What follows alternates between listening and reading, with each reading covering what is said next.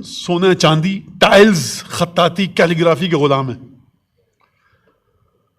اور شاید یہ چیز پروردگار عالم نے اسی کو رکھ کے نظر میں کہا ہو، جو سورہ حجرات کی تفسیر کہی ہے. اب تفسیر کہتے ہوئے تو غلط ہے، لیکن بہرحال جو ایک لفظی ترجمہ تھا اور کسی حد تک آشنائی ہوئی آیات کے ساتھ کہ لا ترفعوا اصواتکم فوق صوت النبی، جو ماہ مبارک میں آپ حضرات جو سنتے تھے تو اپنی آوازوں کو اونچا مت رکھو رسول اللہ سے، پیچھے سے آواز مت دو حجرے کے، رسول خدا کے سامنے بلند آواز سے آپس میں بحث نہ کرو. رسول اگر تشریف فرما ہے تو آپ کو حق نہیں کہ میں اور آپ آپس میں بلند آواز سے بحث کریں.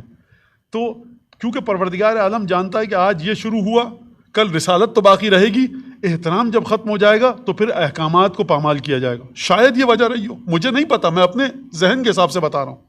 تو یہ جو حکم آیا ہے کہ آئمہ کی قبور کو پاک و پاکیزہ رکھا جائے، دیکھیے فقہی حوالے سے بات نہیں کر رہا.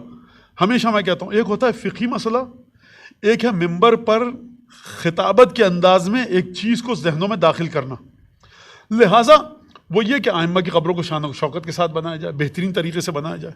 اس کی وجہ یہ ہے کہ انسان کا جی چاہے وہاں جانے کو، سکون کے ساتھ بیٹھ سکے، کشادہ رکھا جائے چیزوں، وہ تمام کی تمام چیزیں جو آپ دیکھتے ہیں. لیکن جب ہمارے سامنے بڑا سا دروازہ نظر آتا ہے، بڑا سا صحن، چاندی کا کام، سونے کے پانی کا کام، بڑے بڑے ٹائلز، تو یہ ہمارے وجود میں ایک ہیبت اور احترام کو لاتی ہے. لیکن جب میں جاتا ہوں نا بقی میں، تو نہ مجھے یاد ہوتا ہے کہ اس نے دخول کب پڑھا جائے، مجھے یہ بھی یاد نہیں ہوتا کہ میں کس کی قبر کے سامنے کھڑا ہوں، جوتوں کے ساتھ 10 فٹ کے فاصلے پر کھڑا ہوتا ہوں، کیونکہ میں سونے چاندی بڑے دروازے کا غلام ہوں. امامت ہضم نہیں ہوئی ہے میرے ذہن میں. اگر امامت ہضم ہوتی تو جس طرح سے سید الشہداء کے در اقدس کو دیکھ کر، صحن مطہر کو دیکھ کر کسی کے دل کو ایک ابال سا اٹھتا ہے مصائب کا، ذریعہ مطہر کو دیکھ کر، بقی کی قبروں کو دیکھ کر بھی ہمارے دل میں وہ غم کی کیفیت ہونی چاہیے.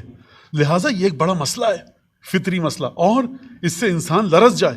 آپ مولانا یہ کیا بات کہہ رہے ہیں، یعنی کیا غلط ہے؟ اب دیکھیے اتنا وقت نہیں ہے، آپ سمجھ چکے ہیں میں کس معنوں میں بات کر رہا ہوں. اتنی گفتگو کے بعد بھی اگر کوئی یہاں کا، خیر یہاں والے تو کوئی نہیں کہیں گے، جو گھروں میں بیٹھے ہیں اور کہاں کہاں سن رہے ہیں وہ یہ کہہ سکتے ہیں، لیکن اس بات کو آپ سمجھ چکے ہیں.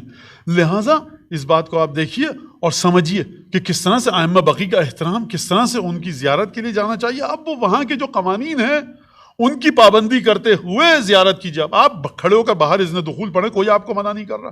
وہاں جا کر آپ نے ایک انا انزلنا پڑھ کے چاروں ائمہ کو ہدیہ کر دی، یہ زیارت آپ کی ہو گئی.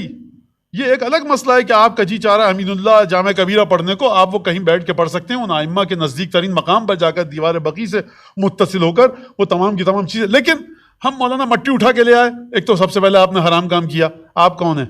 کہا کہ ہم، دیکھیے کائنات میں ایک شخص ہے جس کو بقی کی مٹی اٹھانے کی اجازت ہے، اور وہ شخص ہے پردہ غیبت میں. اس کو کہیں پر بھی کسی بھی چیز میں تصرف کرنے کا حق ہے، کیونکہ اصلا ملکیت اس کی ہے پوری زمین.